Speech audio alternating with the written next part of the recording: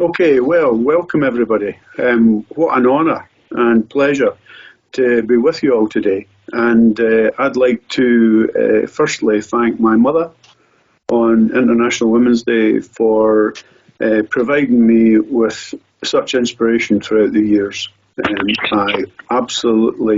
She was my role model, and she is all my successes.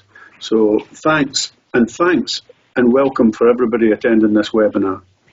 Organised by the Scotland Branch Women in Project Management SIG. It is on International Women's Day. It's a very important day. And it's the subject that we're been discussing is embrace equity and women in leadership.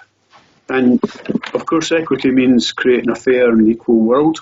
And we all, no matter what sex, gender or age, have a part to play. And this webinar will explore the impact of diversity and inclusion and on team performance in particular. I'll introduce the panel members after I've introduced our first speaker, and Susanne Madsen is our first speaker. Susanne is an internationally recognised leadership coach, mentor and speaker. She has partnered and founded the Project Leadership Institute, and she's an award-winning author of the project, The Power of Leadership. And it's a must-read for everyone in the project world. And I would encourage you to buy that book and read it. Susanne, over to you.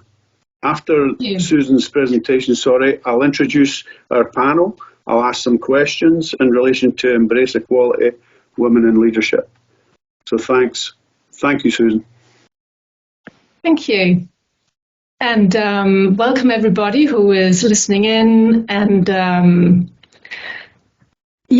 so I'm just getting a bit distracted because I'm seeing Brenda in front of me on the screen. So thank you everybody for dialing in. Happy Women's Day, and thank you to the APM for organizing. So I want to start this conversation today with talking about why diversity and inclusion matters. And of course, well, it matters because we want equal opportunity, doesn't it? To say to him, well, it's the point now, like, well, we've got staff going on to me, but I'm away tomorrow, so it's really. Okay, I think we need some people to go on mute. All right, wonderful. So diversity and inclusion matters because we want equal opportunity, but there is much more to it than that. There are some really hard facts pointing towards that diversity and inclusion actually matters for team performance, and it matters for profitability of a company. And I just want to raise and mention a few statistics here from McKinsey. McKinsey and Company, they've done a few, they've done some research, and they say that companies where more than 30% of the executives are women, they're more likely to outperform companies where this percentage was between 10 and 30%.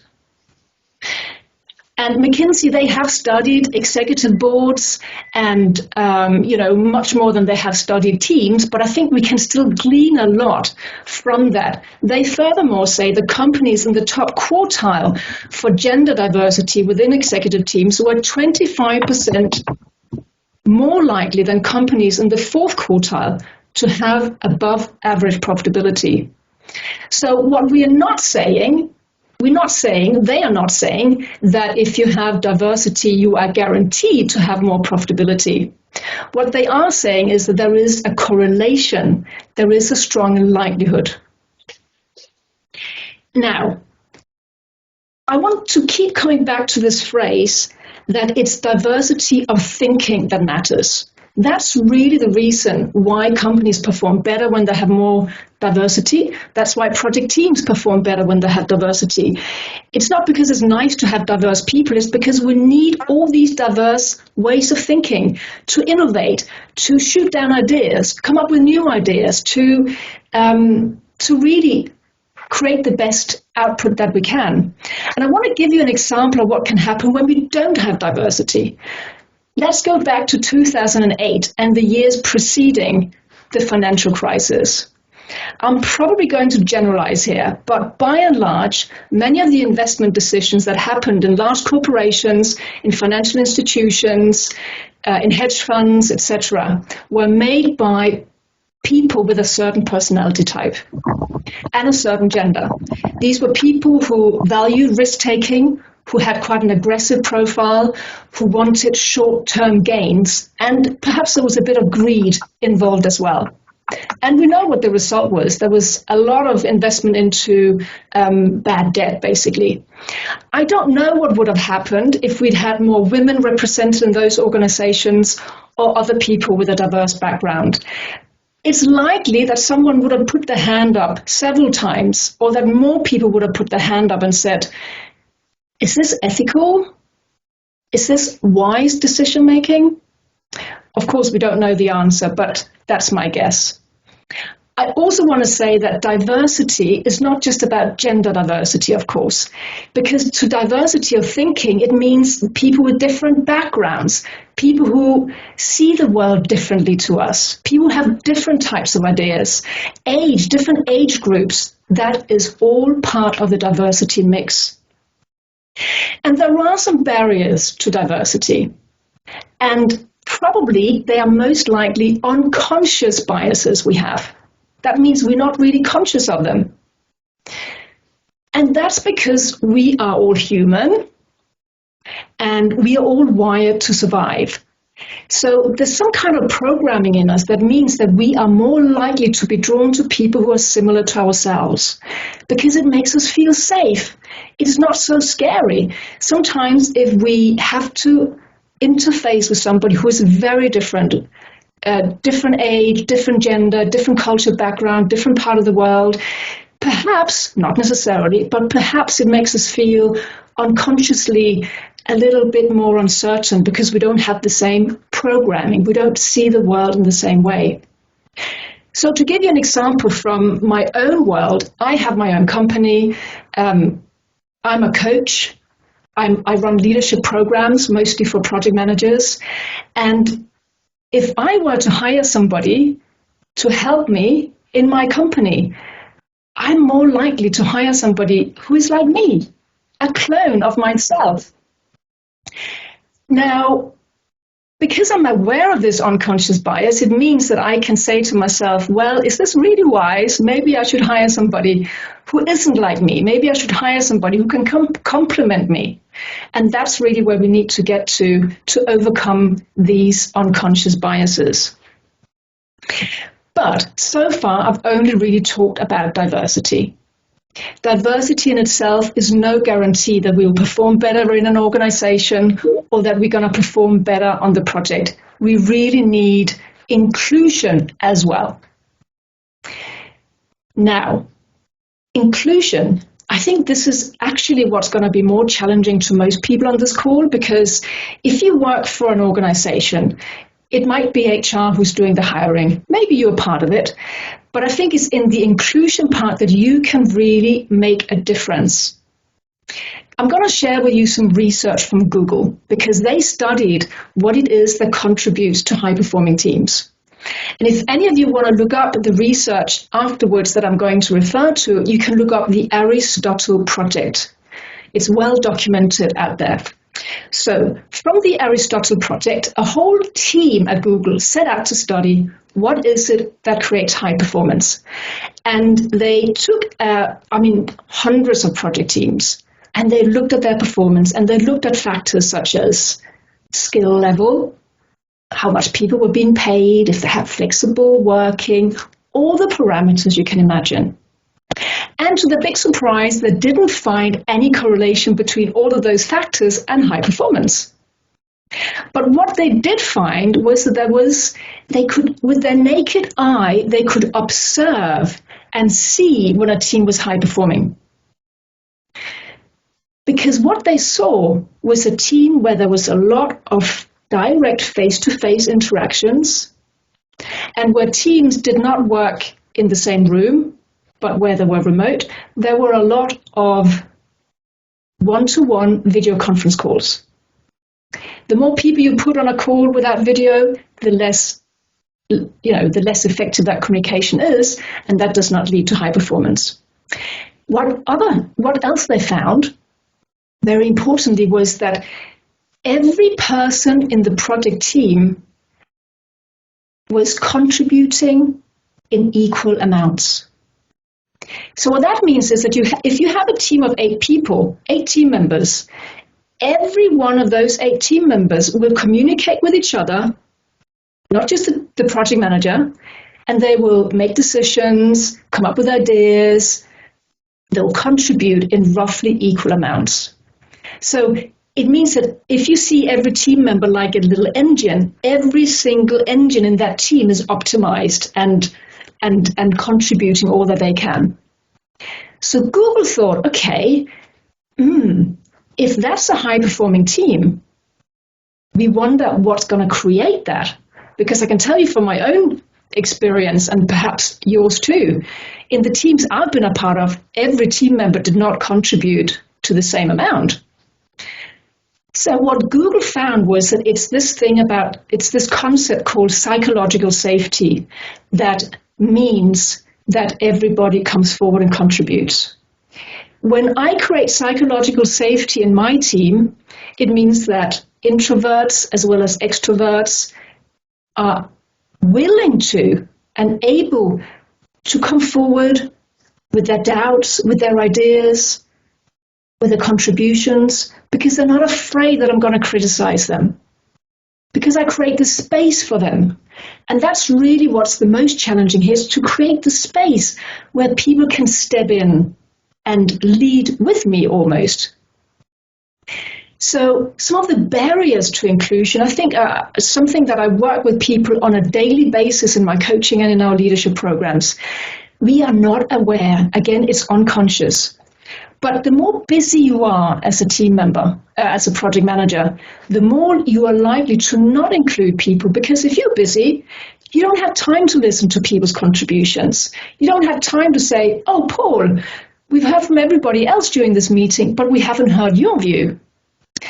The more busy you are, the more likely perhaps you are to just go with the first decision or to not look up from your desk when people come and want to speak to you. I mean, it's challenging. There is so much to do. And the other real barrier to inclusion from a project point of view is this mentality of the superhero. Many project managers love to have all the answers. We love to be in control, and that by virtue means that sometimes I shut other people off because I think I have all the answers. Or I think that I can't fail. I think that I can't show any vulnerability. And if I have that view of myself, it means that I create less space for others to come in and contribute because I think I have all the ideas. I don't dare to ask for help, is another way of putting this. So there's a lot of psychology involved in inclusion. It's not as simple as saying, I've got a diverse team, and of course I ask them for advice. Of course I'm inclusive. No, we need to look much more detailed at our individual patterns, behaviors, asking questions, really wanting to listen to the answers. Me taking a step back so I can create the space for my team members to come in and play a role. That to me is true inclusion. And Adam kindly mentioned the book before we started. A big part of the book is based on that because it is so instrumental from going from manager to leader. It's so instrumental to stepping up and creating high performance that we can lead, create the space for others. For me, that's where it all begins. Emotional intelligence. I'm going to stop at this point. I think we have hopefully a few ideas that we can take forward into the panel. Thank you so much for your time and attention. Thank you very much, Susanne. That was excellent. I would like to introduce the panel members, if you can activate your cameras when you come on. First up is Nicola Thomson. Nicola is an experienced project and program manager, one of the first APM chartered project professionals, and an active and valued member of Scotland branch. a trained mentor and STEM ambassador who's currently on secondment with Transport Scotland, and she's leading sponsorship on a number of Scottish Rail projects. So welcome, Nicola. Brenda Jones. Brenda has extensive experience in managing construction projects, from renovations of listed buildings to major port infrastructure, and she's currently developments manager at Stornoway Port Authority, which I believe you can see from our office window. And she's a member of the Women in Property National Advisory Board, and she oversees their mentoring programme. And again, welcome to you, Brenda. Next we have Karen Whelan. Karen is a programme manager with BAE Systems and trustee of APM and Blackpool Airport board member. So welcome, Karen. And lastly but not least, Irene Maposa. Irene's a senior IT project manager, associate lecturer and visiting practitioner and member of APM Women in Project Management SIG Committee. So welcome to Irene. Thank you, ladies. I'll allow you to brace yourself for the questions. And the first question that we have is, how can you use leadership skills to create a diverse and inclusive workplace where people feel safe to show up to work as their whole selves? And who would like to take that on first? And then we'll go round. I'm quite happy to take it on first. Nicola? So I really enjoy working with a diverse range of people within the various organisations I've worked within. A mixture of experience, whether you're a graduate or whether you're actually a very experienced project manager or engineer, and expertise that they can add to a discussion. For me, everybody is important, whether you're actually the cleaner on a project, to the senior project manager, to the actual whoever's delivering the project. The way that I deal with things is I'm very respectful, approachable, and make myself available either in person, in Teams, or by phone. I use my skills to empower others and listen to the ideas that come from others. I try to encourage ideas. I do ask for help sometimes, and I also like to get everybody involved. For me, listening is a key skill to really understand what's going on and what somebody is thinking. Everybody is different, and everybody has key skills, and everybody can respond to things in a different way. But by really understanding to what individuals' views and understandings are, you can understand things like key priorities. A priority for one person might be different from another, and different perspectives that other people have. For me, I'm very supportive, I think. I offer my guidance and experience to others, whilst also delegating down to the team. But hopefully I then also mentor others to bring people on. So diversity and inclusion for me is very, very important. And as a skill, as a leader, it's ongoing and ever developing. I don't always get it right 100% of the time. Probably most people would say that. But it's all about trying your best and constantly challenging yourself to listen to others and listen to other people's ideas, and trying to get everybody included in whatever it is you're doing in your workplace and in your life, really. Great. Thanks, Nicola. Just to add on to that, I think for me, what I tend to do is I come across, so I've been told, that I'm very open and honest. What you see is what you get kind of person. Sorry, and I laugh at my own jokes as well. So there you go. But what I try to do, I try to genuinely get to know people. Not just, before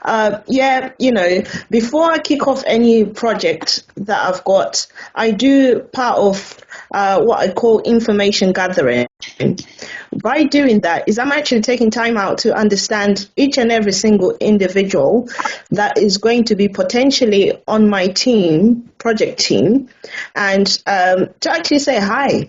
What is your understanding of the project? Who are you? What do you do? Even if we are in the same company, is to build that relationship with people. And I sort of ask allow them to have that safe space for them to just sort of say, and my line that I tend to use it to be inclusive and celebrate the differences that we all have, whether be it in the usual one, the skin color, etc. I tend to say to people, if you don't feel like speaking in a group format, please, my door is always open. You can have a chat. We can have a chat offline. But also get to know, do they have children? Do they have disabilities? They are human beings first. So that's what I put ahead, just to get to know people, if that makes sense. That's how I work with them. Completely. I think I'd echo what Nicola and Irene have said about, being really open about yourself. So I think the most powerful way you can make an inclusive workplace is almost to emphasize the bits of your character that perhaps don't fit the culture. So people in the team can think, hey, it's okay to be a little bit different and not to fit that really strict mold. And I think by doing that, you create what Susanne was calling psychological safety. You can show that you don't have to 100% fit in. And you can still get on, and you might come across then as a bit of an ally to people who don't necessarily fit the mainstream culture.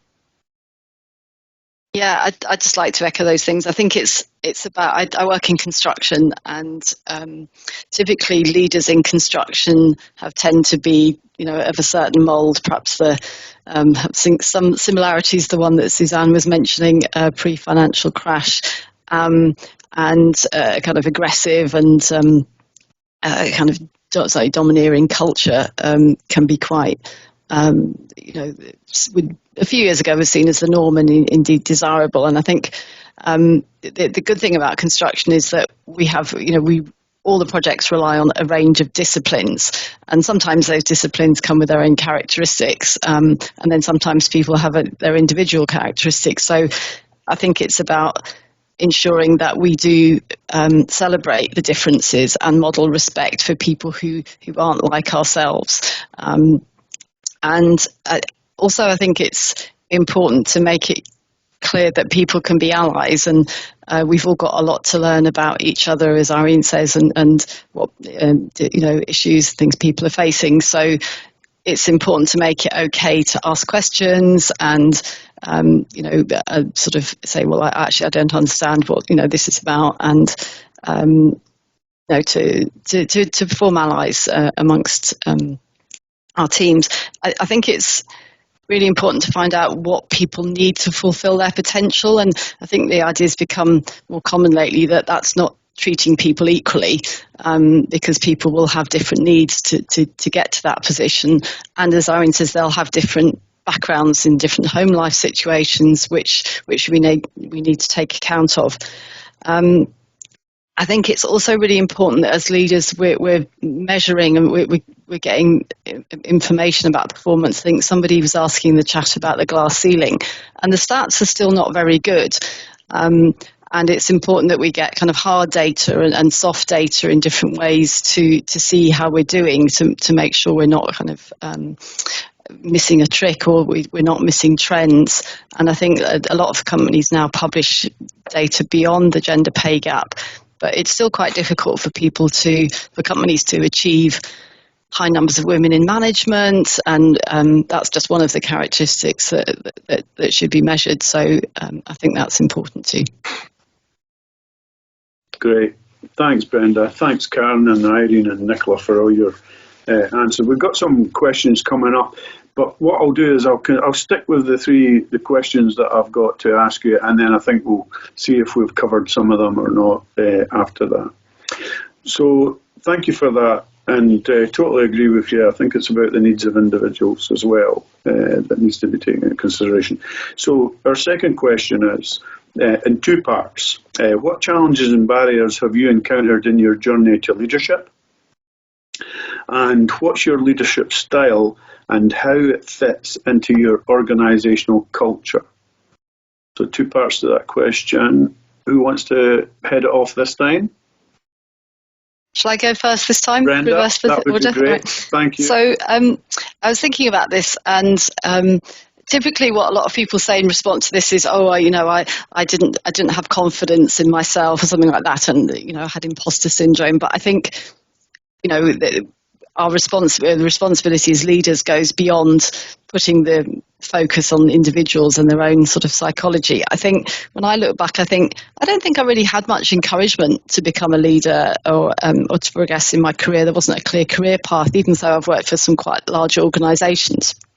And I would also say that at some points in my life, I had what I've called the pedestal syndrome, which is where I had a line manager who would say, like, oh my goodness, you're a single parent, I was a single parent caring for my elderly father at home, and I was doing a master's course.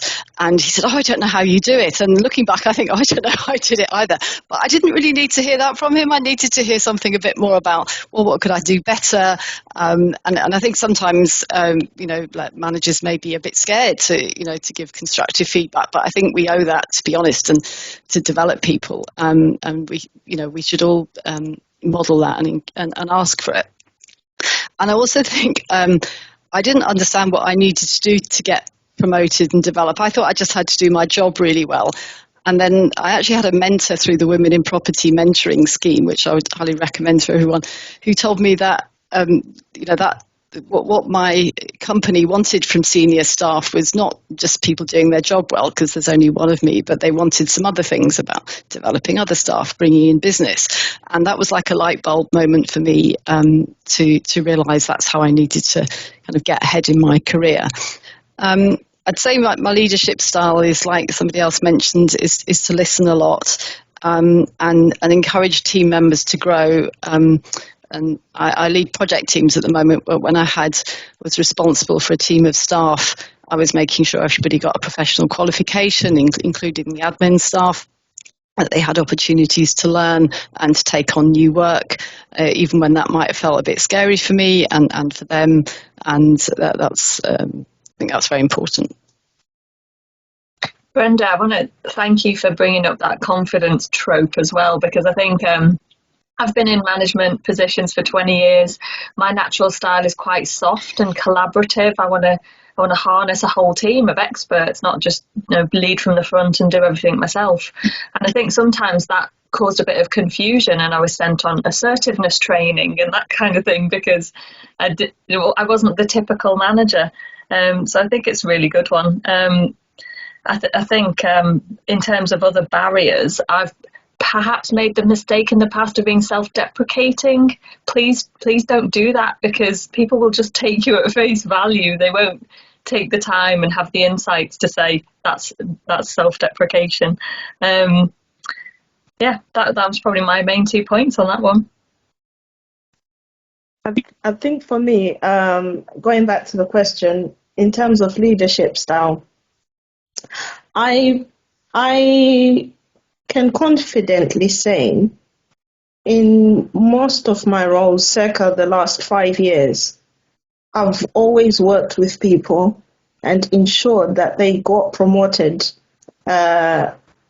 whilst they're under me. Whether you're a technical team member on the project or a project assistant, and I thrive on celebrating others and making sure that they get to the level where I am, if not better. I literally live by that. And in terms of, so that's a part of me. And also my other style is empathy. My empathy is a challenge that can annoy leadership, for example. Because I'm sort of that sort of person, because I build that rapport with somebody.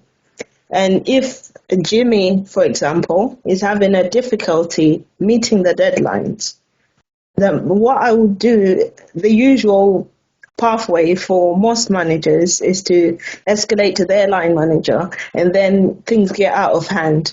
But I tend to actually say to Jimmy, let's have a chat. It's clearly not working.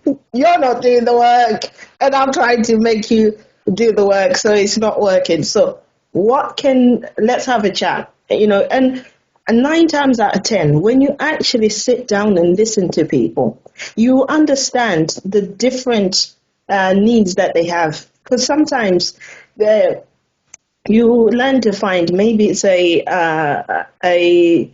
have a knowledge gap in something that you're asking them, but they just don't want to say in a platform, where, like in a project team meeting or in the business, or they have things that are happening at home. There's multiple factors that affect somebody in general. So I try to hone into empathy more than just, okay, right, okay, Tim, we can do this, but to actually lead with empathy. And I find that the challenge that I get in, obviously now it's getting better, but because obviously there's things like this, there's panels, there's a lot more education on empathy, diversity, leadership, etc. But in the past, I've found challenges where people are kind of saying, well, if they're not performing, that's sort of hardcore. If they're not performing, we need to put them on a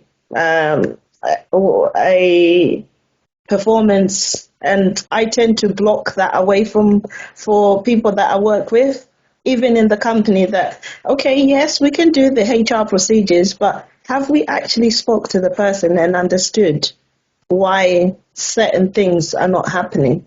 And what we need to support people. So I come from two things to wrap up: empathy and support. That's my leadership style. And till today, I still feel that maybe people behind their backs, they might say different, but I tend to be quite successful based on that. That's great. Thanks, Irene. Nicola? Yeah, I think going back to the original question, what challenges and barriers have you encountered? I think working in a construction industry, quite similar to probably Brenda and Karen, is that the industry I work in is very male dominated, and it has improved over the last 20 or so years. However, as a female, you need to stand up and stand out to be heard. You need to prove to sometimes the men that are around you that you are here to be listened to, and you actually have the experience and knowledge of the project, of what the right things and wrong things to do are. It is quite difficult, but I think it's very much proving that you can lead projects and programs. Personally, I have been discriminated in the past. Actually, coming back from maternity leave 17 or so years ago, I was told from my line manager I had to take a poor performance rating for the team. And for me, at that time, I was very vulnerable. However, as a person and person I was, I rejected the line manager's performance rating and asked him to reconsider. Especially given the circumstance. And at that time, maternity leave wasn't really, there wasn't the same legal requirements, I would suggest, as what there is now. But I fought it, and the performance rating was reassessed and recategorised. And to me, it made me a better person, that you could actually stand up to these people. And I never forget that somebody would actually treat somebody else like that. So very much what Irene and Karen have said about listening and empathy, that is my style as a leader, is to actually really listen to people, really empathise with people, understand who they are. If there's an issue, try to drill down on the root cause of what the issue is. I try to coach people as well. For me, it's all about giving support to people, offering guidance, but also directing them, and try for them to actually delegate to them, so that the other people can actually learn by doing the work. You maybe spend time telling them what you want them to do. They maybe don't do it correctly the first time, but the second or third time they will, and they'll learn by every time that they do it. So coaching for me is a big part, but also the listening and empathy is a big part, to understand people as best as you possibly can, and be able to actually, lead your team in the way that you would want to be led as a person. Thanks, Nicola. That's great. Thanks, guys. That's been absolutely excellent responses to that. My third question for you is, what approach would you recommend when you witness or experience a non-inclusive situation?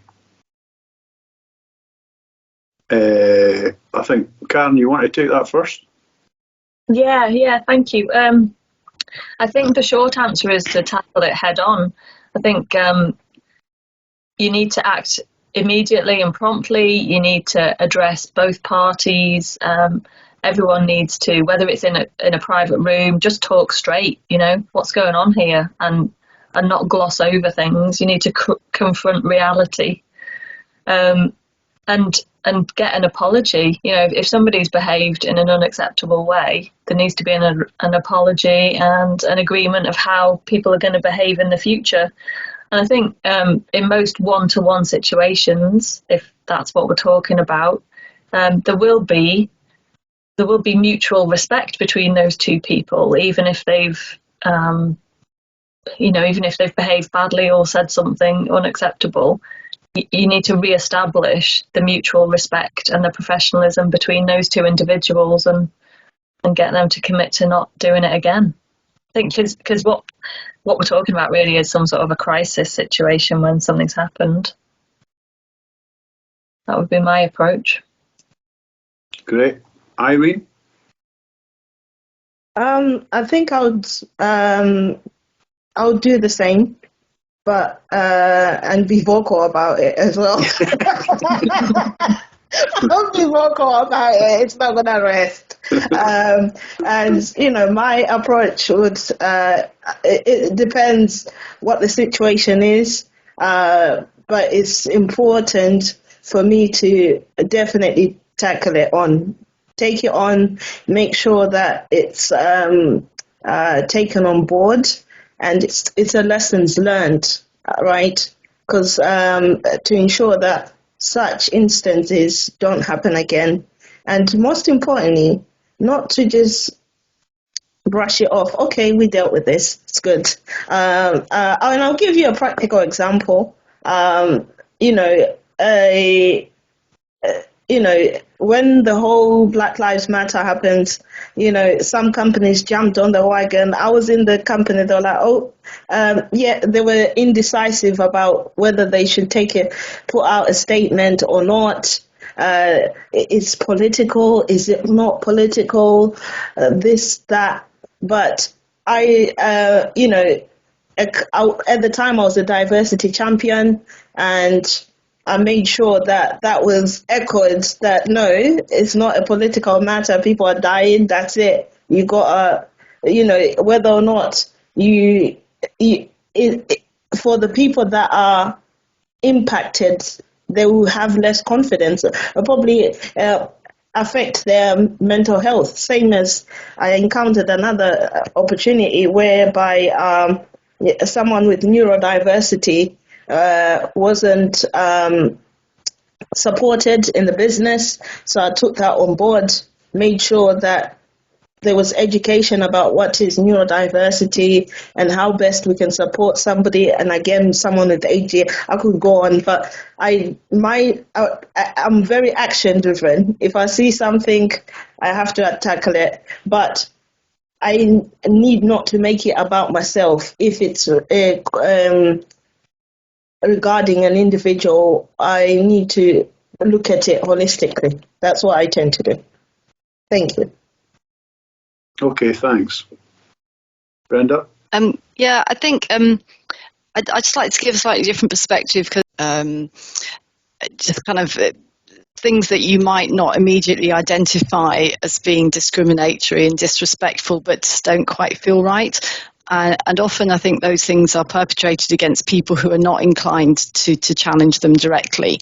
And I think it's really important that we don't, and if they are challenged, sometimes it gets into it's a bit like this thing with the Yorkshire Cricket Club. It's a he sheds, I didn't say that, oh yes you did. And that's a kind of zero-sum game, which can cause an awful lot of stress for people who challenge things. As I genuinely think that people who are disrespectful tend not to do it in the presence of people who will challenge them, a senior manager or something like that. That can be be a very, a poor experience for the person who's trying to challenge it. I think it's important that we make it clear in our companies that people can, have a variety of routes to raise concerns, like their line manager might not be an appropriate person for whatever reason. I know some companies have a confidential helpline, and in my experience, sometimes just speaking to another senior manager in the organisation would be useful. And I think it's a range of interventions. It might be somebody has a quiet word with the person, says, "Oh, you may not realise, but whatever." It may be that you support the person to have a direct conversation, a difficult conversation with the person whose behaviour is the issue, or there may be other routes to do it. I've had situations where senior managers put themselves in a situation where they could observe the behaviour that was being discussed, and that's another route to it as well. So I think we need to just make sure there's a range of possibilities. In my experience, sort of formal HR grievances, disciplinary things tend to be problematic, but obviously they have their purpose as well. Great. Nicola? Yeah, I would agree with everything that everybody said. I think it really depends on the situation. I would speak out. However, I do think it depends on what's actually been discussed, as the person might not actually understand that they're not being inclusive or that they're discriminating against somebody. And then it's actually reflecting on how do you think this went, and actually having that discussion with potentially the individual, and then having a discussion with the person that's been impacted upon. But it's really, for me, listen, what everybody said is correct, and what I would do, it just depends the situation as to how you would deal with it at the time. But looking at alternative or better ways that the situation could have been approached or could have been discussed, and making sure that everybody is felt that their voice is included, and that felt that what they've said is actually taken account of, and not that everybody's I'm stumbling over my words now, that's not good, but just making sure that everybody feels that they're inclusive, and if they're not, then speak out about it and speak openly about it. I think in the culture that we're in nowadays, it's so much easier to actually speak about these things, but then do we do anything about it? And it's making sure that we do take that next step if it's required, to make people aware of how somebody else might be feeling about it. Yeah. Okay, thank you very much. I mean, I think that's great, because actually, if we don't take action, as we said right at the start, then what happens is these things escalate and they get out of hand. And then, I think Irene made a really good point. It escalates into somebody being injured, and that's just not acceptable. Mm-hmm. So, absolutely. So, it can do that. So, we've done our questions, but we do have a number of questions that have come in through the panel, or through from the group. Please, could Brenda repeat the point she made about what our mentor advised her that companies were looking for beyond simply doing her job? Okay, all right. I'll give a shout out to my mentor, who I think is retired now, but is actually pursuing an active non-executive career. So it was Linda Urquhart from Morton Fraser Solicitors, who's an excellent role model. She said, we were both in fact working in private practice, and she said, what employers look for from their senior staff is to bring in work and to develop new members of the team. That might not be the case in every situation, but that was certainly good advice. She also told me to delegate everything I didn't have to do myself, because if I didn't, I was missing out, or I was going to make myself too busy, and I was depriving someone of a learning opportunity, which I thought was a good perspective on it. Yeah. Okay. A question for the panel, and it's just one of the last ones that come in. Do you support additional legislation to support women going through menopause, or do you think this will even hinder their career progression? Employers may not be rushing to promote women over 50 to senior levels due to risk of them not coping or taking extended leave due to health issues. Anybody got? Yeah, I do very strongly support it, and I think it links to a question that was on the chat as well about the glass ceiling. So I think the key to the glass ceiling and getting a pipeline of female talent through is looking at specific issues all the way through a woman's career. So I think in BA systems, we're really strong on early careers. We get loads of women coming through, and more so now in the technical side and engineering as well. Mid-career, we still tend to lose a lot of people. But I'm really pleased that, particularly in the business within BA systems that I work in, it's very fashionable to be menopausal. I feel for you, Adam, because you can't get in on that. But yeah, I'm personally very supportive of it. Yeah. Anybody else? Just to add, oh, sorry. So on you go, Irene. It's okay. Irene? Okay. I was going to speak that this is a matter that the Women in Project Management, SIG, is definitely taking on board, and it's an interesting topic that we are keen to keep mobilizing and socializing, because there's a lot of knowledge and guidance about how menopause affects the female and at work, etc. So I think if I'm not saying something that's out of the loop, we are looking to even feature that at the conference. So that's me signposting you to the conference. The Women in Project Management conference will feature that. I think we will be working on that as well. Yeah. I would just add to that, Adam, that I didn't know much about the menopause even at my age, and very recently our company have done quite a few webinars about the menopause from people who have actually got issues, and it's very interesting to actually listen and learn as to what people have. I actually mentor somebody who has gone through fairly significant menopausal issues and mental health issues over the last year, who's actually been promoted to a senior level and then had these issues on top, so has lots of anxiety and confidence issues. And I think it's something that should be more widely shared. We have counselling sessions that we can get within our company, but I think there's a lot more that we could do to actually do a sort of, they do top-down briefings on it, but I think there's a lot more we could do to actually support menopausal women, and actually for people to be aware of all of these issues. It's something I don't think people are aware of. Certainly I wasn't, and I've learned a huge amount over the last year by someone going through these issues and going through it with them and sharing experiences. So I think it's something we could do a lot more of, and I think as a line manager as well for the said person could possibly learn a lot more from as well as to how they can deal with things maybe in a different way. Yeah. I want to chip in here. I didn't expect menopause to come up on a call about, with the APM. And I just want to put my hand up and saying I'm 51. I've been going through huge issues in the last 3-4 years. I worked for myself for 10 years. Before then, I worked for some large corporations. And I've been thinking, I'm quite sure I couldn't cope if I was in one of those corporations, because I have the flexibility when I work for myself. Mm-hmm. So I didn't know there was a talk about legislation, because I'm a bit out of the loop with corporations, but I'm very pleased to see that actually. Yeah. Honestly, some people fly through it, and others they have a really tough time. Yeah, absolutely, and it's not. It doesn't discriminate, does it? I think it can come on. There's some young people who have recorded that they've had it. They've started that process. So it's actually very interesting. I think it's more about education.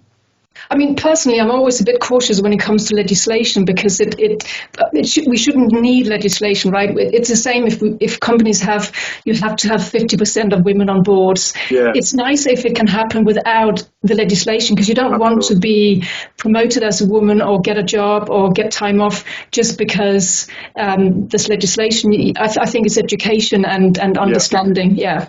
Yeah, I agree. I was completely oblivious until 4 years ago, I must say. Okay. Well, and Susanne, while you're on, it'll be good to know. Thanks for putting the link up for your book. There was interest in your book, and people are interested in that. I think somebody asked me to hold it up again, right? Yeah, sure. But yeah, Please do. I put the link in. So I know we're on an APM call, but the PMI gave it an award. I hope I won't be punished for saying that. No, of course not. Of course not. But there was another question that I thought was put to the panel. It was an unknown user, but how to effectively lead a geographically diverse project team. And of course, with us using technology all the time, that can happen a lot. So that's an interesting question. I'd like to put that to the panel. Who would like to take that on first? Oh, I'll maybe speak to that because I do that all the time because I'm up in the northwest. The northwest of the weather map, and a lot of team members are not based here out in Lewis. And even well before COVID, we were doing lots of conference calls and things like that. I do think that it's much easier to work remotely with a team when you've spent the time getting to know people, and it's easier to do that face to face if that's a possibility. To invest time and effort in making that happen. If it's not possible, again, it's maybe taking time. I think Susanne talked about it. Those one-to-one interactions to get to know people.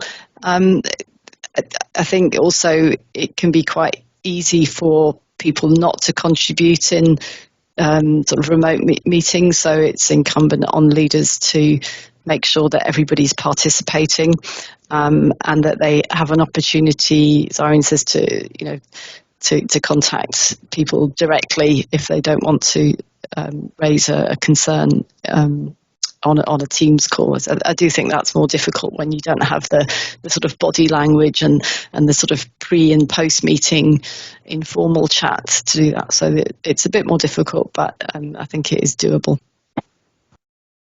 I would also agree with Brenda. I've gone on secondment from my company across to Transport Scotland within COVID, and pretty much most of my time is spent on Microsoft Teams meetings. But I think to get the benefit and to actually get a personal side of everybody is sometimes how you start a discussion. Sometimes can be a quick discussion with somebody about how you're doing today, what's the weather like where you are, and just to get a bit more, it can be just even setting up a quick Teams meeting with somebody, or even just quick Teams meeting chats, just to keep the communication going between the teams, and just to start to understand the people. I only met the people after about 1 year in post, which was quite interesting. But we managed to create a community by, speaking to people offline, having chats, having discussions at the start of the meeting before it actually started, and all delegates were there.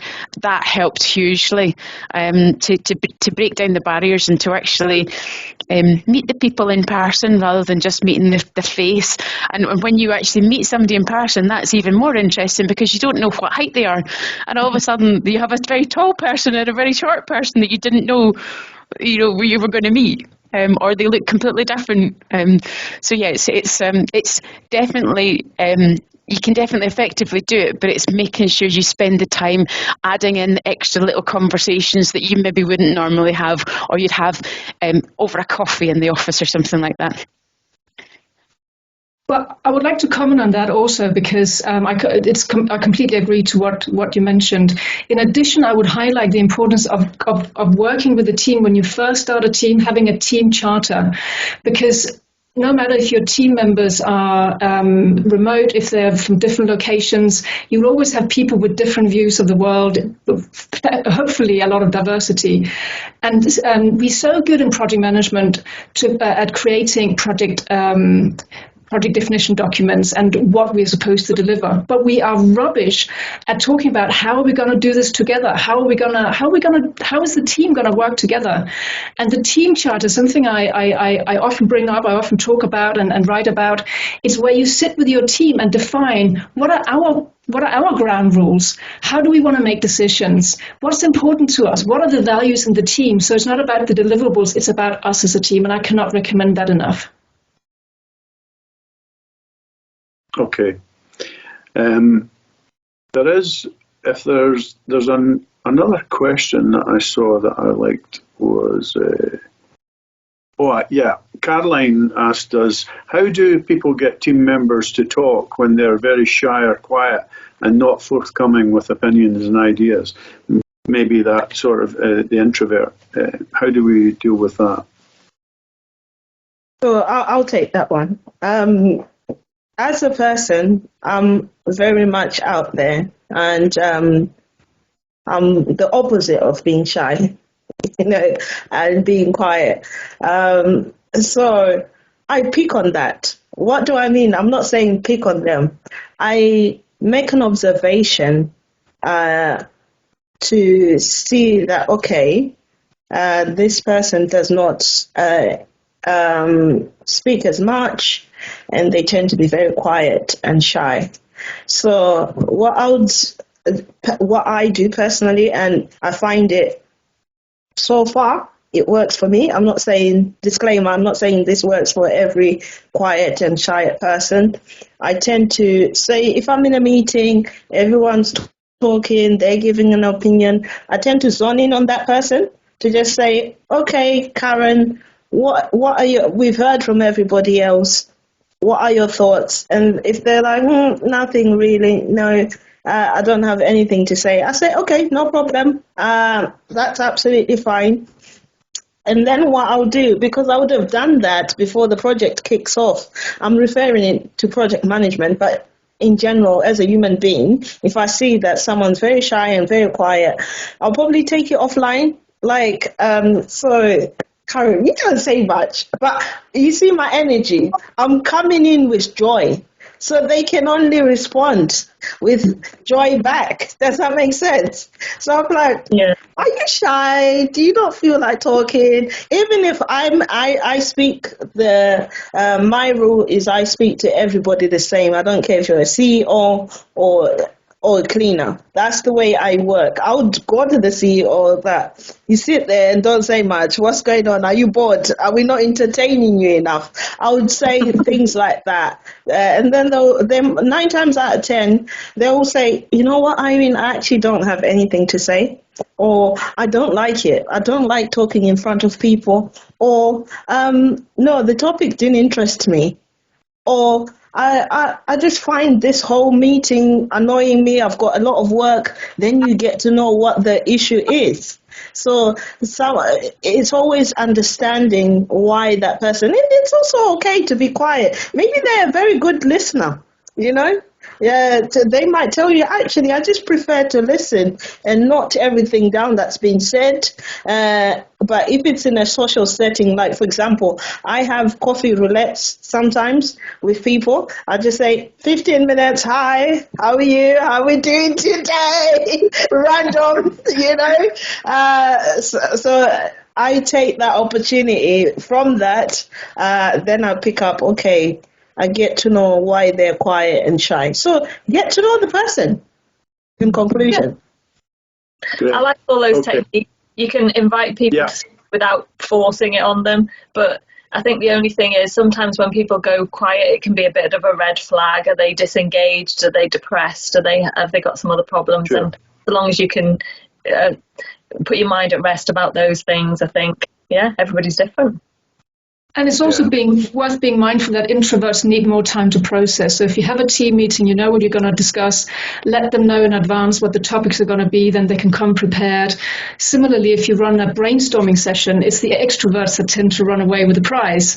So you can do what's called a silent brainstorm. So just give everybody time with Post-it notes to brainstorm on their own. And then after 5-10 minutes, you compare what everybody has come up with. So there are some methods that work better for introverts. Yeah. I'm married to an introvert, and I find it amazing that he doesn't enjoy going to meetings. He says, "Oh, I've got a team meeting today or something," and really, to give a presentation would fill him with horror. But his brain works perfectly well, and we complement each other. So I think we just need to find the best way for people to participate. As Irene says, get to know them. Don't sort of assume people have nothing to say because they keep quiet in meetings. Yeah, I think we're up on time if I'm correct. we're up on time. We have some other questions there, but I'm sorry we didn't have time to go through them. But I just want to say happy International Women's Day. Thank you everyone for taking part in the event. Thank you to the speakers for giving up their valuable time and offering their support to women. Scotland branch also has some other up and coming events, namely Building a Better Future Through Robotics on the 23rd of March at Heriot Watt Robotarium, and Leading Inclusively Stories from the Frontline on the 28th of March in Aberdeen. And there are some other things in the pipeline, so I hope you'll find that those are also interesting and attend. Thank you once again, Brenda, Karen, Irene, Nicola, Susanne. It's been excellent talking to you today, and thanks for sharing your experiences for women in project management. Thank you very much. Thank you. Cheers. Bye-bye. Bye-bye. Take care.